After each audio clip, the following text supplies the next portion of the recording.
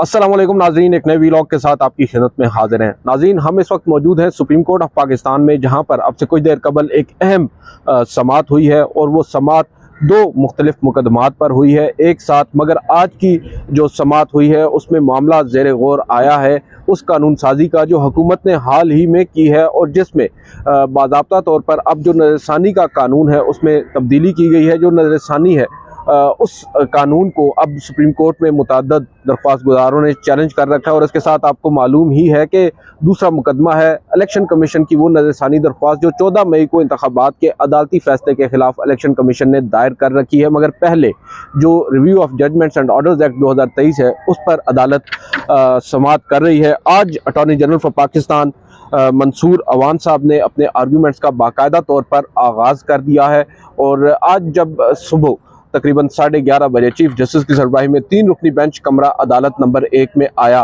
तो उस वक्त कमरा अदालत में जो आप कह सकते हैं कि कुछ परिंदे जो हैं उनकी आवाज़ें आ रही थी, चिड़ियों के चहचहाने की आवाज़ें आ रही थी। तो चीफ जस्टिस ऑफ पाकिस्तान ने अटॉर्नी जनरल ऑफ पाकिस्तान से मुकालमा किया और मुस्कुराते हुए कहा कि शायद ये आपके लिए कोई पैगाम लेकर आई हैं, वक्त को ज़रा महदूद रखिएगा। जिस पर अटॉर्नी जनरल ने कहा कि मैं उम्मीद करता हूँ ये पैगाम मुस्बती होगा। जिस पर चीफ जस्टिस बोले कि माजी में आपको मालूम ही है कि पैगाम रसाई का काम कबूतर किया करते थे। बहरहाल इस हल्के नोट के ऊपर फिर अदालत ने बाकायदा तौर पर कार्रवाई का आगाज़ किया। अटॉर्नी जनरल ने अपने आर्ग्यूमेंट्स शुरू किए और शुरू करने से पहले उन्होंने कहा कि मैं बुनियादी तौर पर 5 नुकात आपके सामने रखना चाहता हूँ जिनके इर्द गिर्द मेरे आर्ग्यूमेंट्स होंगे। और उन्होंने जो पहला ये बुनियादी तौर पर ये आउटलाइन थी जो उन्होंने आर्ग्यूमेंट्स यहाँ पर अदालत के सामने रखने हैं। उन्होंने कहा कि पहला होगा जो ओरिजिनल जुरिस्डिक्शन है आर्टिकल 184(3) की या मफाद आमा की,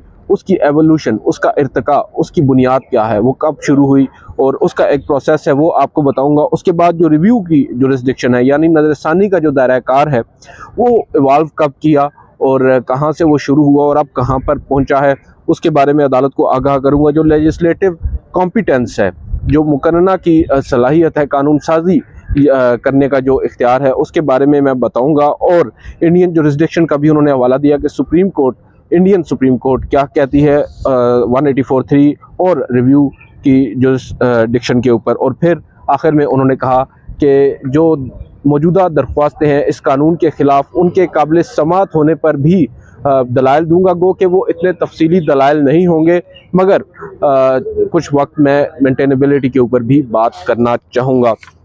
खैर, समाअत का बाकायदा तौर पर जब आगाज़ हुआ और उन्होंने अपने आर्गूमेंट्स लेना शुरू किए तो उसमें उन्होंने एक से ज़ायद रीज़न्स बताएं कि क्यों कर ये कानून अब ज़रूरी है। और बुनियादी तौर पर जो हुकूमत है वो ये चाहती है कि जो नज़रसानी है उसका दायरा कार भी वसी किया जाए, क्योंकि गुज़िश्ता चंद सालों में बिलखसूस 2005 के बाद से आपको भी मालूम है कि 184(3) का जो दायरा कार है या मफाद आमा का, आपको मालूम है जो सो मोटो लेने का बाकायदा तौर पर एक रिवाज बना है सुप्रीम कोर्ट से, वो 2005 के बाद से ही बना है। और बाकायदा तौर पर हर साल न सिर्फ सो मोटो लिए जा रहे हैं बल्कि आइनी दरख्वास्तें आइन के आर्टिकल 184(3) के तहत दायर हो रही हैं। न सिर्फ दायर हो रही हैं बल्कि उनके ऊपर बड़े ही अहम नोयत के फैसले भी आ रहे हैं। कई वज़ीर आज़म अपने घरों को जा चुके हैं और बुनियाद वही ओरिजिनल जुरिस्डिक्शन ऑफ 184(3) थी जिसके ऊपर अब ये चाहते हैं, हुकूमत ये चाहती है, क्योंकि 184(3) में अब दायरा कार इस हद तक वसी हो चुका है तो इसमें अब जो उन फैसले आएंगे 184(3) के, उनके ख़िलाफ़ जो रिव्यू होगा उसमें भी स्कोप को थोड़ा सा आपको वसी करना होगा। अब वक्त की ज़रूरत है। यहाँ पर चीफ जस्टिस ऑफ पाकिस्तान ने अटॉर्नी जनरल से मुकालमा किया कि उन्होंने कहा कि आप दरख्वास्त गुजार यानी जो पिटिशनर्स हैं इस केस के अंदर जिन्होंने चैलेंज किया है इस कानून को, उनका भी मौक़िफ़ समझें। उनको ये एतराज़ नहीं है कि आपने ये कानून क्यों बनाया। वो ये कहते हैं कि हम मोस्ट वेलकम करते हैं, आपको खुश आमदीद कहते हैं, मगर ये सब कुछ आप एक आइनी तरमीम के ज़रिए कर सकते हैं। इस सादा कानून साजी के ज़रिए आप इतनी बड़ी तब्दीली नहीं कर सकते। चीफ जस्टिस ने कहा कि अदालत भी चाहती है कि जो दायरा कार है 184(3) का या नज़रसानी का वो वसी हो, मगर हमें कुछ वजूहात तो दें क्यों कर वो वसी हो। और फिर चीफ जस्टिस ने कहा कि वरना तो अगर आप इस तरह करेंगे तो फिर पूरा सिस्टम ही डिस्टर्ब आप कर रहे हैं। यहाँ पर उन्होंने कहा कि दुश्वारी है 184(3) में फैसलों के खिलाफ नज़रसानी को दीगर फैसलों से जो है वो फ़र्क किया गया है। ये जस्टिस मुनीब अख्तर कह रहे हैं और वो ये कह रहे हैं कि मेरी नज़र में सुप्रीम कोर्ट के तमाम फैसलों के खिलाफ रिव्यू का जो पैमाना है वो एक ही होगा। और यहाँ पर उन्होंने कहा कि जब सब्जेक्ट मैटर जो है वो एक है तो उसका जो स्कोप होगा वो अलग कैसे हो सकता है। अटॉर्नी जनरल ने कहा कि वक्त के साथ 184(3) का जो दायरा कार है वो वसी हुआ है, इस पर नज़रसानी का भी होना चाहिए। जस्टिस मुनीब ने कहा कि नज़रसानी में अदालत के सामने दो फ्रीकैन का तनाज़ा नहीं होता। ये बड़ा अहम एक पॉइंट है। उन्होंने कहा कि नज़रसानी में अदालत के सामने दो फ्रीकैन का तनाज़ा नहीं होता, डिस्प्यूट नहीं होता, बल्कि सुप्रीम कोर्ट का अपना ही फैसला जो होता है वो अदालत के सामने होता है और उस पर नज़रसानी होती है। तो ये फ़र्क भी आपको जहन में रखना चाहिए। यहाँ पर एक और बात उन्होंने कही कि आपने नज़रसानी को दोबारा समाअत में तब्दील करना है तो ज़रूर करें। और ये चीफ जस्टिस ऑफ पाकिस्तान कह रहे हैं, वो ये कह रहे हैं कि अगर आपने नज़रसानी को अपील में तब्दील करना है तो आप ज़रूर करें, मगर दुरुस्त जो कानूनी रास्ता है उसको आप इख्तियार करें। बुनियादी तौर पर जो आज की अदालती कार्रवाई थी, जो समाअत थी, जो अटॉर्नी जनरल ऑफ पाकिस्तान अपने उस कानून के हक़ में आर्ग्यूमेंट्स दे रहे थे और उनका इसरार यही था कि अब वक्त की ज़रूरत है, जो रिव्यू का कानून है उसको बदला जाए और उसमें मज़ीद तोसी की जाए, क्योंकि ये इंस्टेंट फोरम है। सुप्रीम कोर्ट में ओरिजिनली जो जुरिसडिक्शन सुप्रीम कोर्ट की है 184(3), वहाँ पर डायरेक्टली एक शख्स जो है उसके ख़िलाफ़ अगर फैसला आता है तो उसके पास कोई और रेमेडी बचती नहीं है। लिहाजा सुप्रीम कोर्ट जो है उसको अपील का हक़ देगी, तभी उसको भी कुछ अपनी आप कह सकते हैं कि जो हक़ होगा, जो रेमेडी होगी उसको दस्तयाब होगी। क्योंकि आपको मालूम है जब दीगर जितने भी मुकदमात सुप्रीम कोर्ट में आते हैं वो लोअर कोर्ट से आते हैं।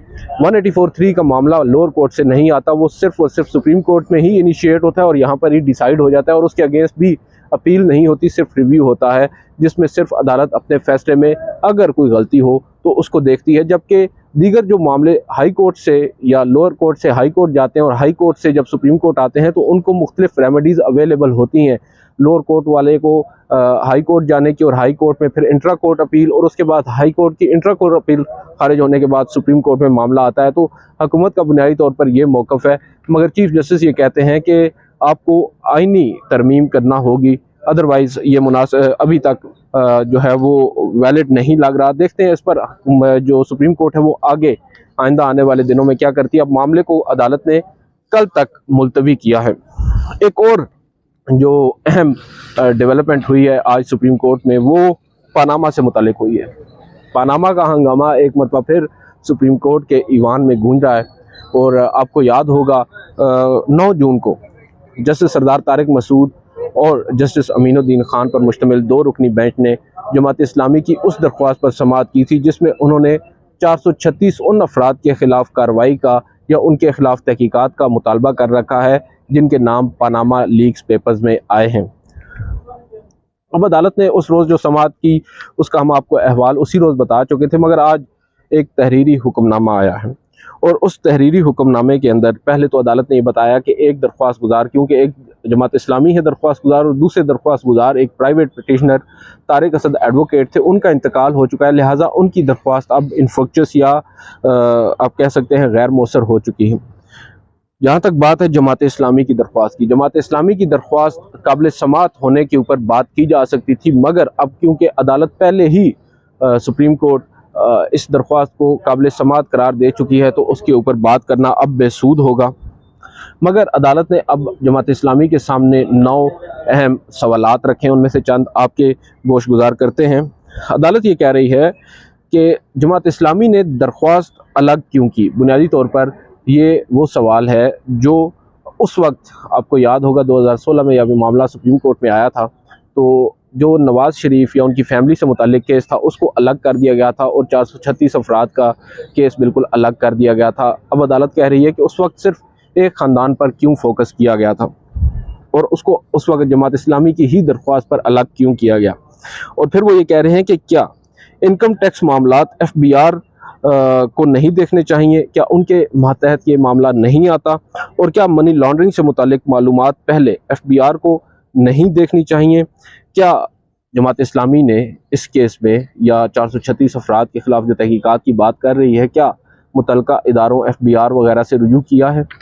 और फिर कमीशन बनाने की एक इस्तदा आई जमात इस्लामी की जानिब से, जिस पर अदालत ये कह रही है कि अदालत कमीशन बनाने का हुक्म कैसे दे सकती है, और क्या नोटिस किए बगैर इन 436 अफराद को जिनके नाम आए हैं इन पानामा पेपर्स के अंदर, क्या उन 436 अफराद को अलग अलग नोटिस जारी ना करके ये अदालत इंक्वायरी कमीशन तश्कील दे सकती है?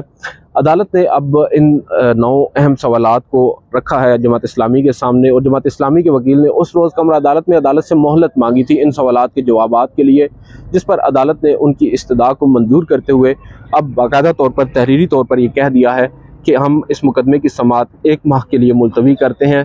तारीख अदालत ने नहीं दी। ऑब्वियसली कह सकते हैं कि कुछ अरसे के बाद जब कॉज लिस्ट जारी होगी, जब मुकदमे को समाअत के लिए मुकर्रर किया जाएगा, तो मालूम होगा कि मुकदमा कब समाअत के लिए मुकर्रर हुआ है।